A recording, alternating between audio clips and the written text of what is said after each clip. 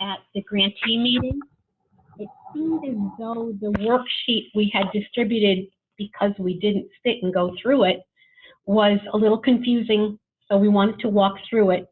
And today's webinar is extremely focused. It's really zoning in on 3 really specific learning objectives. And if there's something else you'd like to add, you certainly have a chance to do that. But today, we really want to give you a working knowledge on how to calculate the way that earned income impacts the cash benefits people get and their rent subsidies. And we want to make sure that you're trained on how to use an Excel spreadsheet that we put together. The worksheet that I handed out to you or put in your packets at the grantee meeting, we have put it into an Excel spreadsheet. So there's only 2 cells you work with at all, and it does all the calculating for you. And then that you'll have a strategy to educate people on how their income affects their benefits. That way they can see it. I will give you one small disclaimer.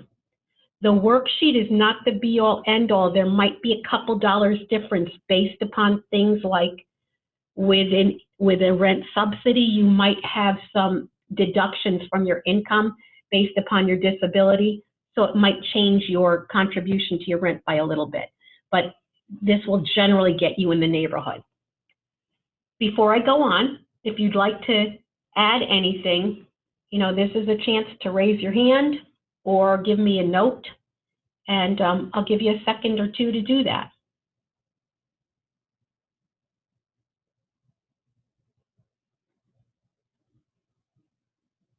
Seeing nothing, I'm going to move on. So today, here's what we're doing. First thing, we're going to learn about Social Security and Social Security disability insurance. So supplemental security income, and Social Security disability income. Walk through the Excel spreadsheet, try a couple examples, review our learning, and then talk about next steps.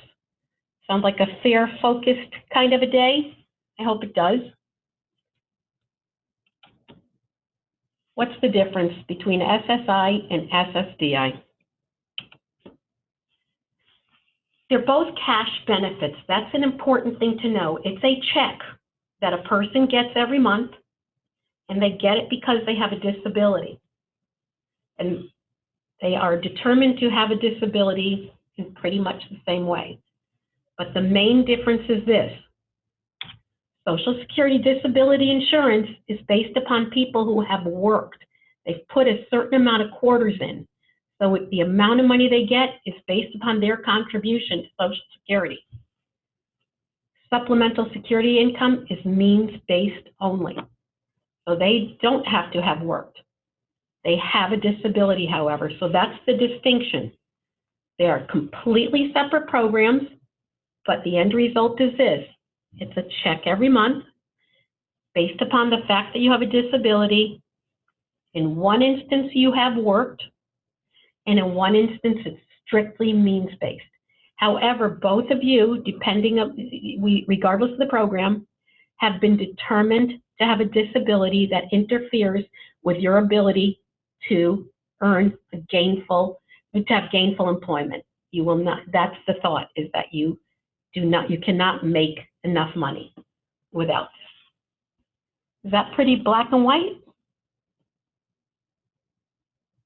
Seeing nothing, we'll move on.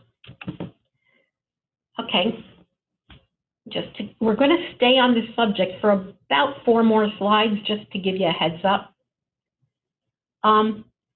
Both programs go through Social Security, and the medical eligibility is the same. And that's important to know. People have to go to the doctor. They have to be assessed. They have to submit all the same paperwork in the releases from their doctors, their physicians. They have to have certain diagnoses, and there have to be ways that it's spelled out that that disability interferes with your earning. Those are both crucial for both programs. And they both may have to see a Social Security doctor or a doctor that is supplied, not their own doctor. So as we said before, SSI has nothing to do with work history. It's strictly financial need.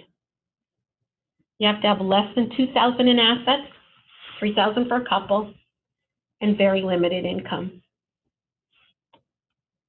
I think a lot of the folks you serve have SSI, probably.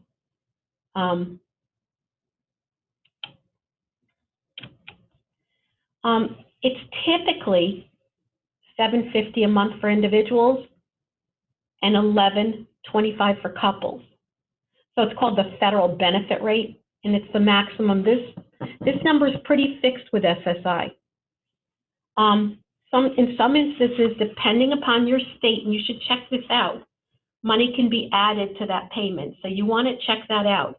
And as I said, the maximum for an individual is $750. That doesn't mean a person's not getting a check for less than that. And a person can earn money. There are a couple of exclusions that we're going to go over, but we're going to wait a little bit to see how that goes. But they get subtracted from your SSI payment. Remember, you're going to get these slides, so if you need to refer again, you've got them. This is about the exclusions here. You're allowed to subtract $65 from your earned income. And then another $20 can be subtracted for earned or unearned income. And the remainder, in general, is divided by 2, and that's the total countable earned income. And then we subtract that from your federal SSI payment. We're going to show you that on a worksheet, so don't try to remember all this. You don't have to. SSDI. This is the one. Like I said, you have to have worked and contributed.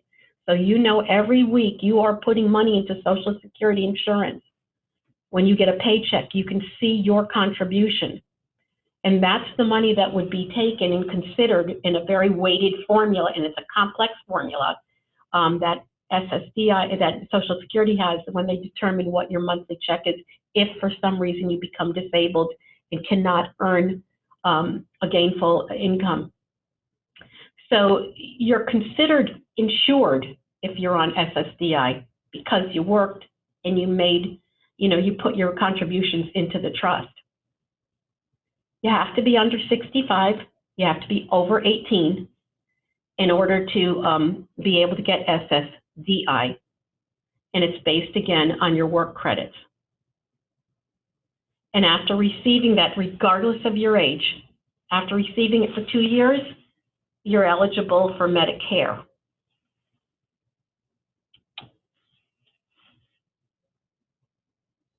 Another aspect of the SSDI program is that your spouse and child dependents could get dependent benefits as well. That's something that is unique about SSDI. But again, it's what you have paid into the system. You contributed to this. This is the insurance that you buy. You don't really even have a choice about it typically. You've bought it. With SSDI, there's a 5-month waiting period before you get your first check. And after you become disabled, that it takes a bit of time. And then the amount of your benefit depends upon the earnings record. So let's take a look a little more deeply into that. Just on a side note, approval rates for SSDI are higher than SSI because reviewers have a little bit of an inherent bias here. It's that if a person worked, they give them more credibility than they do a person who has never worked. And while that's an inherent bias, it is there, but if it's in our favor, let's use it. If it's not, let's mitigate it in how we present people. But again, a person who has been working and has typically been insured has probably seen doctors regularly as well, so they probably have a good history of their health and where their disability impacted them, and a doctor who can speak to that. So those are some of the things that they find with people who are applying for Social Security disability insurance.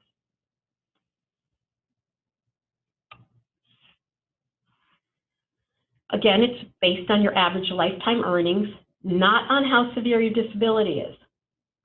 People get between about average $700 and $1,700 a month.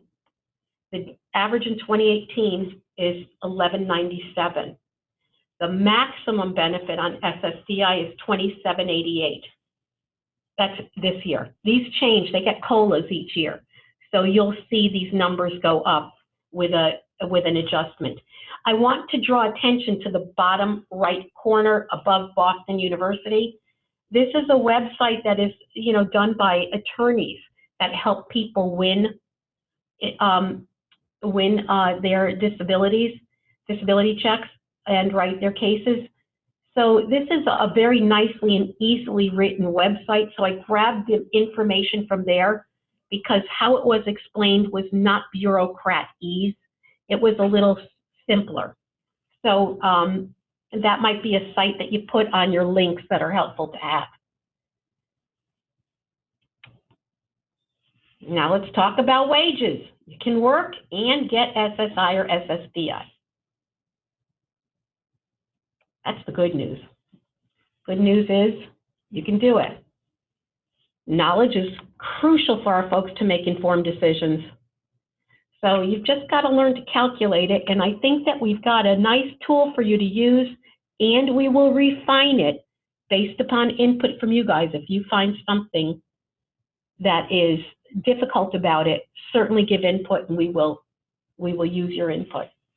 But again, the thing you want to reinforce with the folks you serve, and this is part of the strategy, is knowledge is power. You can't make an informed decision without information. So let's take a look. Any questions at this point before we go to the calculator? Questions about SSI, SSDI? Have you all put on your desktops a shortcut to the Red Book, sort of something else you want?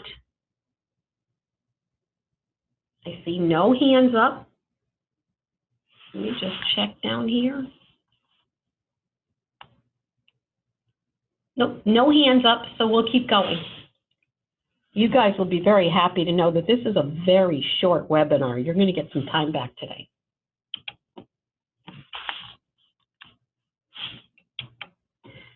Okay, we're at the calculator that we put together. This was sent to you, I believe, today, and you should have received it. It's an Excel document, and you will be able to use it at your desk and show the people you serve how to do that.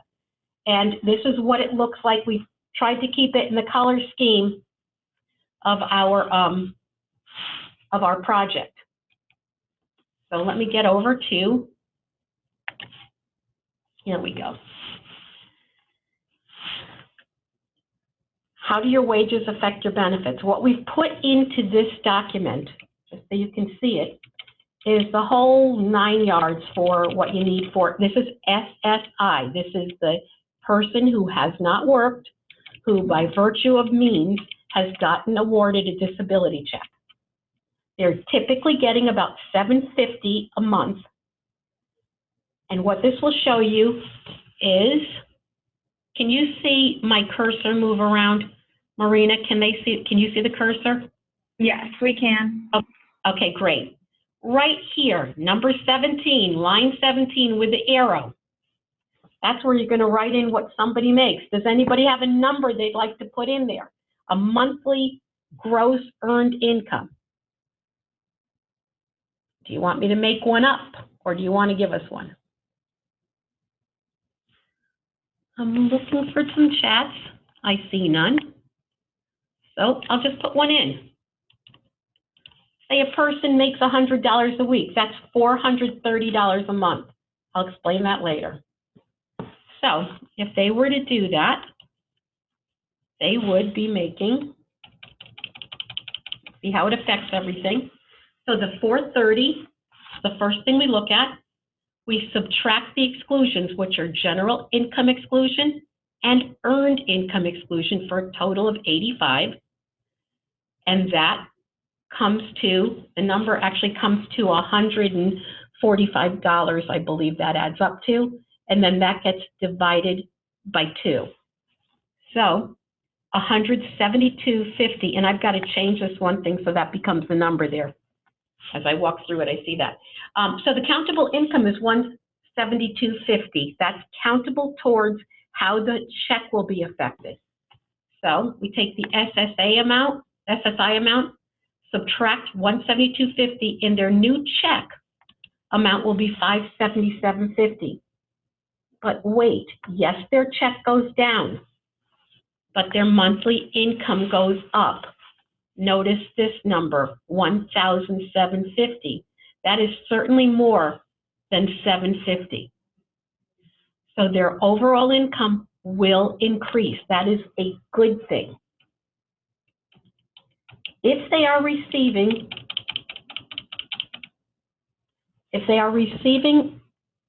a rental subsidy where they pay 30% of their income, and these are also within the calculation. So you'll see this number will change what I'm looking at right here.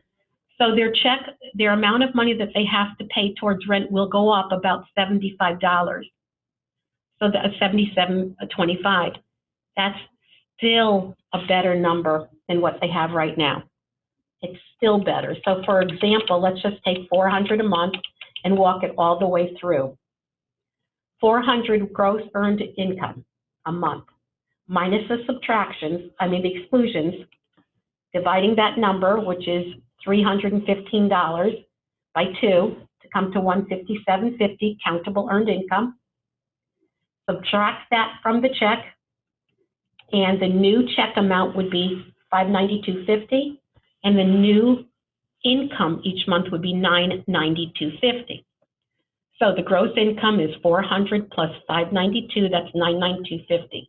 $992.50 is $242.50 more than SSI. So that's up. However, it will affect the check. The check they have to pay for rent. Before, they only had to pay $225, 30% of $750. Now they have to pay 30% of $992.50. When all is said and done, they're still up each month by $169.75. So if you were to walk your client through this, they will see that there is some earning that is actually always going to make their lives a little better, and it will not exclude them from other benefits like the rent subsidy if that's what they need. Now, how it affects SNAP is a state-by-state type of a thing. So if your folks are on food stamps, you need to go to your social services website. That's homework for you to do, and find out how it will affect that. So check the limits in your state. I just put Connecticut on here. I want to stop here for a moment and see if there are any questions. So I'm going to go back to the webinar. Let me find it. Here it is.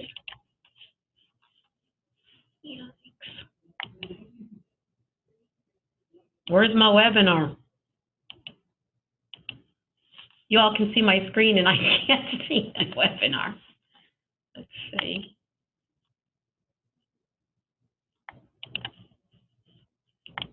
Okay, here we go.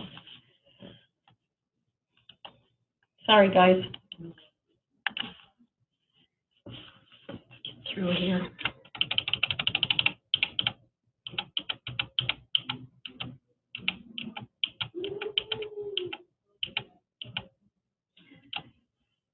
So we walked through the practice with the 400. Wanted to just kind of go back, circle back for a minute so that I can really teach you, if you don't already know this. This is the weirdness about me. The first math I ever learned was something my father taught me when I was 5. And I don't know why he taught me this, but it stuck with me. That there are not 4 weeks in a month, that there are 4.3 weeks in a month.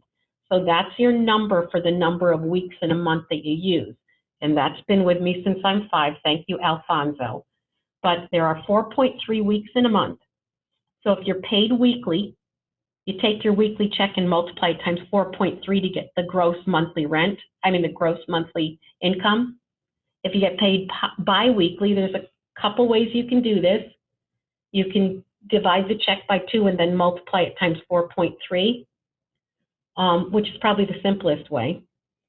Or you can take an average of 2 checks, and you can multiply it times 1.3. Don't worry about all that. Just divide it, get down to a week, and multiply it times 4.3. That's how you can get the gross monthly income, and that's really the number you have to work with, not 4. So I'm going to ask you at this point, before we go too much further, if you would like to do a couple more examples, or would you like to offer some examples of what goes on with the people you serve. So I'm really looking for your raised hand now so we can unmute you, give you a chance to talk.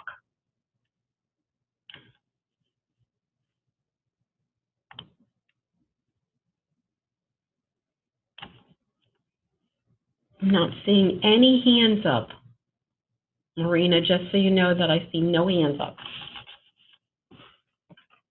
Sylvia, I'm gonna unmute Frank. I see his hand up. Oh, you do see one? Because I don't see any. Oh, there you go, Frank. Hello, I had just a question on it's SSDI. Okay. Sometimes for some folks, their state Medicaid eligibility can be attached to their SSDI. Yes. And do you address that in here? Because even if it's a $1 SSDI payment, it can make someone eligible then for that state Medicaid. And if that $1 goes away, then it's not just the loss of $1, it's the loss of $1 and their Medicaid eligibility. Frank, that's a really good question, because yes, on the slide, which I did not say out loud, but on one of the slides it said if you are eligible for SSI, you are automatically eligible for Medicaid in your state. So yes, it brings a lot with it, that SSI check. SSDI comes with, after a couple of years, after you've been on it for a couple of years, comes with Medicare, but you are on Medicaid for the first couple of years also. All right. Yeah, I think I got it mixed up. Yeah, SSDI is Medicare, SSI is Medicaid. Yeah. Yeah, and SSDI isn't Medicare immediately. It's Medicaid at the front end. So, and there are, listen, a lot of our folks would prefer to be on Medicaid than Medicare. But I'm going to, any other questions? I see.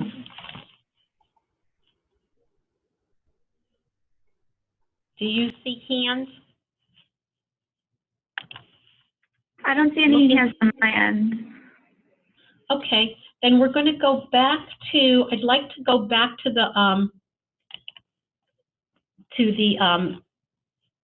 worksheet for a minute, because I want to make sure you know you have it, and you can use this again. Let's just go back through this, because I want you to really know where your spaces are to work, okay? This, see right here, that's where you enter, where that is. That arrow says you can work on this cell. Don't work on the other cells. There's formulas in them, and I'm going to fix this formula right here. But and then again here, because the SSI cash amount might be different. It just might be something else for the person you serve. Sometimes it's lower than $750. So you want to make sure that that is handled. And again, look what happens when we change the numbers. Say this person is making, let's take a number that might be a challenge to their income. So let's say a person's making $2,000 a month. Well, their new cash amount goes down quite a bit. However, they would probably no longer take their check. Oh, actually, this doesn't count at all. I'm sorry. They would no longer take their check. As soon as it becomes a minus, they're only living on income. That's one of the things we have to do with this. But so 2,000 would get them out of receiving an SSI check. Let's try a number like 1,100. Their check, they still can receive a check. They're going to get $242.50, and they are going to be ahead of the game by a couple of $100 there from where they were, a few $100 from where they were before.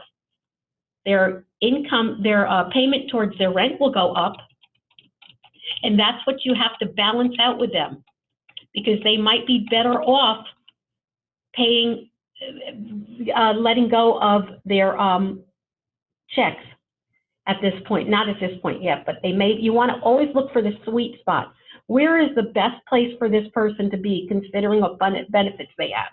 And I'm going to walk through some of that with you in a minute. But again, just keep playing with the numbers, because a person might say to you, you know, I just want a few dollars more a month right now so that I can, you know, do a little different. I want to be able to get some shoes. I want to be able to go make some decisions about going to the movies where, like, I want to be able to buy a Christmas present for a family member.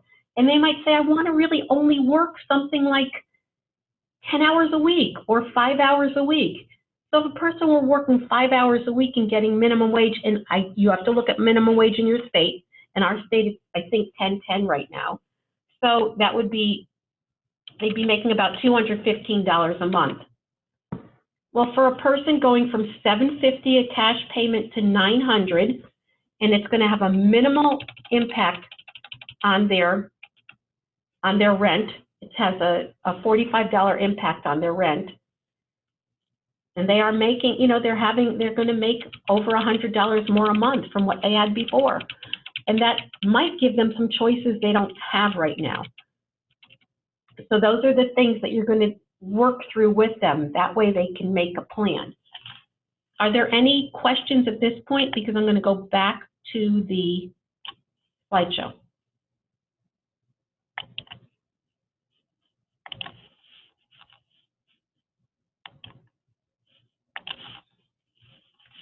I don't know why it keeps going back to the beginning, because I clicked it, right? Sorry guys, but you should now know this by heart. Okay, so we've walked through this. The summary is that the good news is that people can work regardless, and they can maintain benefits. And if a person earns too much money to get a check, that's actually good news. And it has to be a little, we have to help people change their attitude towards that. The other thing is this: if a person has an unsuccessful work trial, they can get back on the program. There's an expedited reentry. So that's a really important thing to know. They can get back in. Social Security, you can work 9 months. The Social Security disability insurance, you can work 9 months consecutively or over a period of time where it doesn't affect your check at all. You will not lose any of your check with a Social Security disability insurance. And you can use the worksheet to show people things, and then people can make informed decisions. Any questions at this point? Looking for hands. Looking for comments. I see a hand. Gregory. Hello. You said. Hi, Gregory. Hello, Sylvia. Hello, everyone. You said that someone could work for up to 9 months without seeing a change of benefit for SSI or SSDI? I thought I heard. SSDI. Let me bring you to another place that explains that a little more. So I'm going to go back to the worksheet because I added some information on the last page. Okay, here we go. On the last page of the worksheet, I wanted to get into the SSDI and working. This is a page you have when you look at it.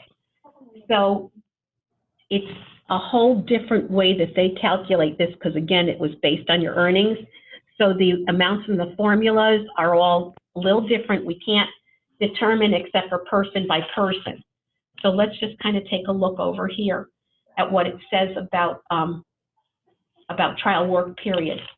On SSDI, right here, it says the trial work period allows you to test your ability for at least 9 months, and you'll receive your full disability benefit regardless of how much you earn. The 9 months does not need to be consecutive, and your trial work will last until you accumulate 9 months within a 60-month period. There are other rules that apply, so you want to always have access to the Red Book. But that was a really good question, Gregory, but it is the SSDI.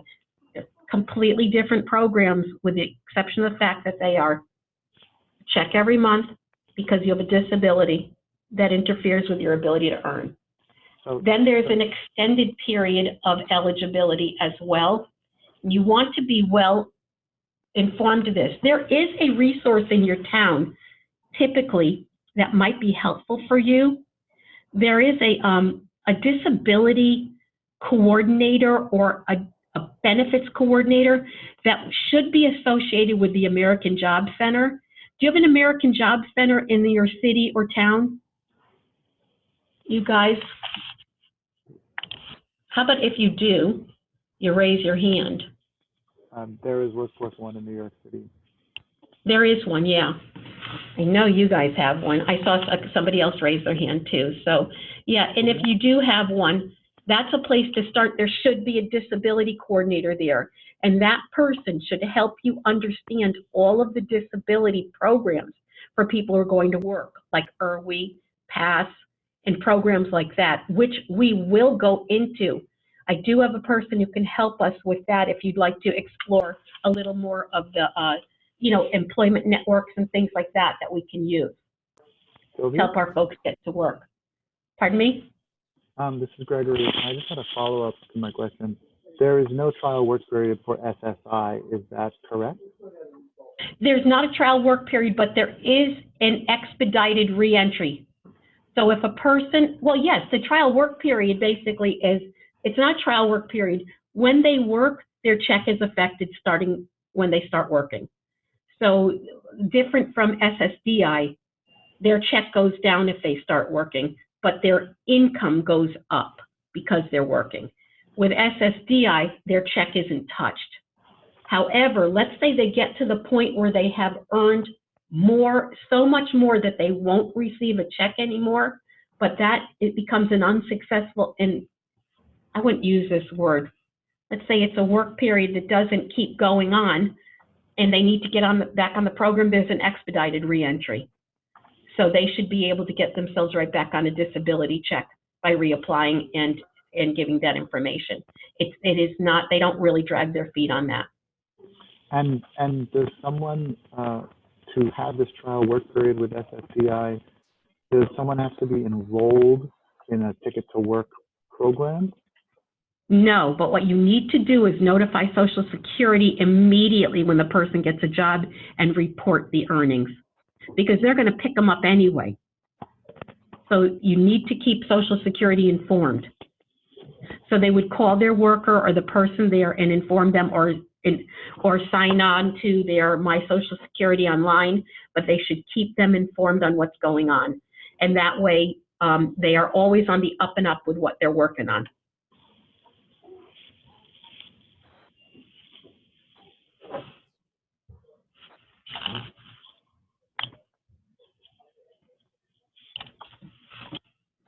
I see no other hands up, but this, just so you have a chance to see this document here, again, I hate using words like unsuccessful work attempt, you know, but an unsuccessful work attempts are not factors when their SSI payment is calculated. And let's just get down to the part I really want you to see attention to, which is getting back onto it. Extended period eligibility. No, I didn't put it on here. I've got it somewhere else. I'm sorry, you guys. But if you look here at the bottom, I have a link. That's a live link when I believe you use your It's a live link when you use your worksheet, or you can copy it and put it into your browser, and you'll be able to see more information about this and about the expedited reentry to the program. So let's get back to the PowerPoint. So Sylvia, we actually have a few questions in the chat box. Oh, great. I'm sorry, guys. Let's see. You're using gross income, Lanika.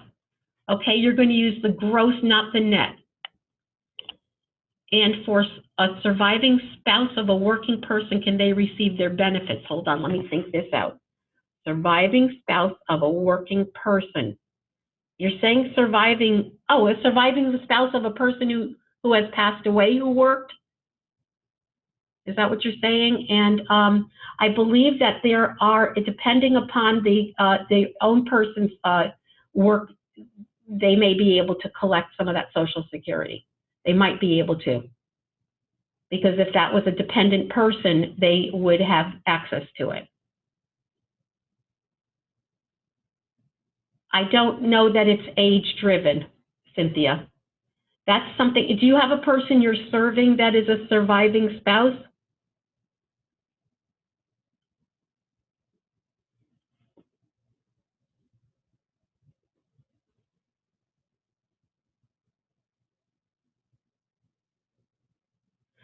That's Gregory, that question that you put on Ticket to Work, that is a perfect question, because the Ticket to Work, the employment network, helps them with managing their benefits. They really help them to access everything there is, and they can give them all the information about how it affects the benefits.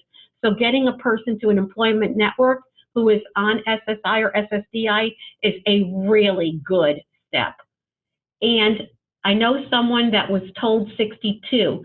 Cynthia, I think I would double check that, because I can't give you that exact nuanced question. I would call Social Security or go to the Social Security website and pose that question.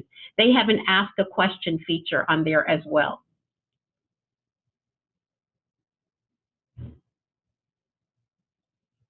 Anything else? I love your questions. You guys are so smart.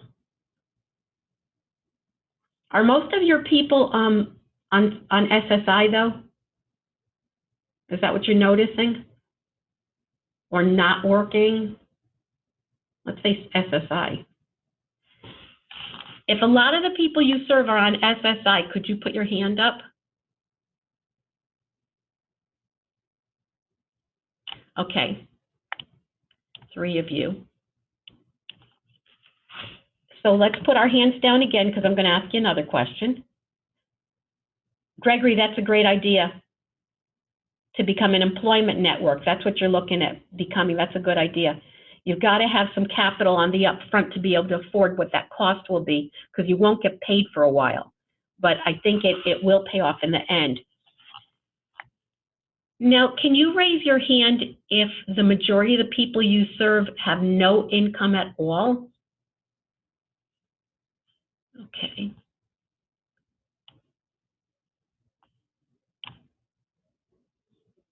I think that's what we see a lot.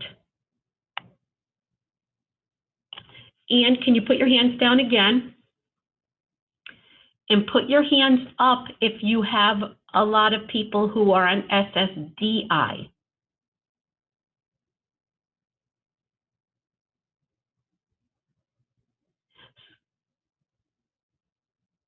That's a really interesting distribution of people here. So you do have different directions that you have to go in based upon that. But a person who's not working, we've got to really talk about employment resources, and that's really a focus of what we're doing on this project. So I know that you're working on that. Did you all, would you raise your hand if you received, oh, what I saw was this. I saw 3, Gregory, I saw 3 hands up for SSI. I saw 4 hands up for no income at all. And I saw 3 hands up for SSDI. Did I say that right? 3 SSI, 3 SSDI, and 4 no income at all for majority. Is that helpful to know? Oh, there are. I think that some people might be answering for their agency. We have 39 participants. However, there may be multiple people from different agencies, so they might have done just one hand up for their agency. Yes, we will do the polls. I like those polls too. I just hadn't thought of these questions when I was putting this together. Are you guys ready by a show of hands, and I will tell you how many, to go to talking about next steps? Raise your hand if you're ready to talk about next steps.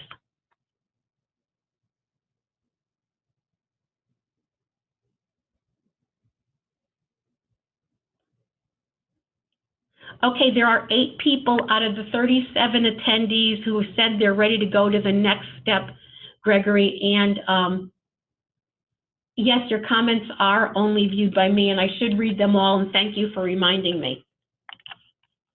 So the next steps, we want to kind of get some of your input here about what the training needs might be, and if you use your comments or your chat feature here, that would be helpful. A couple of things that I had thought about, and if you see this as helpful, oh, let me know. But I see a hand up. Decoba has a hand up. So can we unmute Decoba?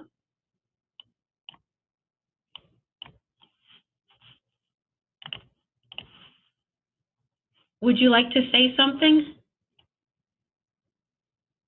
Decoba is unmuted. Nothing, huh? Okay. Next step, some of the ideas on training that I was looking at as I was going through this were things like work incentives, like breaking that down into a very small, digestible bite where we would talk about IRWI, PATH, employment networks, and get some good assistance with that so we understand those programs, where they are located, how to get them. Does that sound like something that you would find interesting? And again, if you raise your hands that you're interested in work incentive programs, I will tell you how many hands went up out of the people here. So raise your hand if you're interested in learning more about work incentives. I'm giving you a little time. We have 7, 8, 9, 10, 11. Gregory, this is for you, so you're like hearing it in real time. 12. It looks like there's an interest. Does that sound like an interest when 12 people have raised their hand out of 37 for work incentives? Great. So 12 out of 37 raise a hand on that. So Marina, I think that's something we probably want to put over on our parking lot to look at. Yeah, definitely, Sylvia. Okay, great. And then if you can use the chat feature, if there's something else in the employment part that you feel that you would like to explore further that will help you with your work. And another thing I had thought about was how to identify your resources in your community, you know, how to get people to the table. And I believe that we have a lot of talent already to participate in delivering this type of a training. But is that something that sounds useful, is getting partners to the table? Y'all have to put your hands down first, and then I'll ask that question.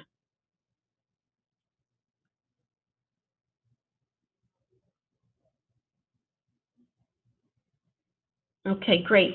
So getting partners to the table, does that sound like something we should focus on as well? And if you think that's something we should focus on, discovering and exploring your employment resources in your community, as well as getting those people to the table to be working with you, if that's something that you would like to focus on for one of these sessions, please raise your hand. There's 2 so far, 3, 4, 5.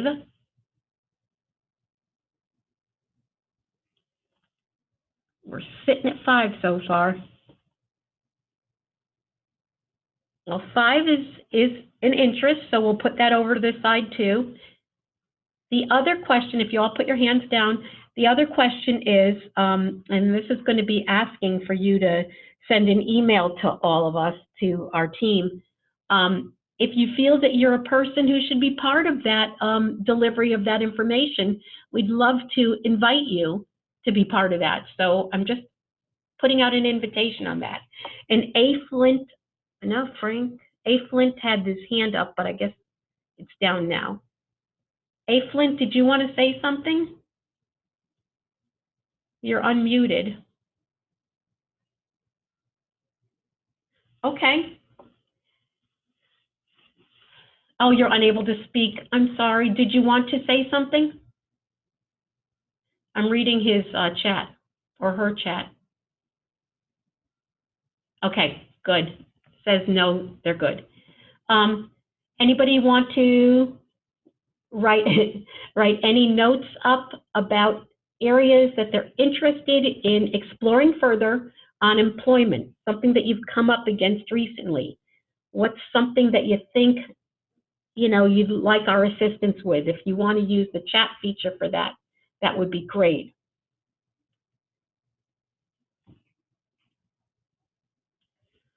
So far, nobody's making any notes, but I'm watching.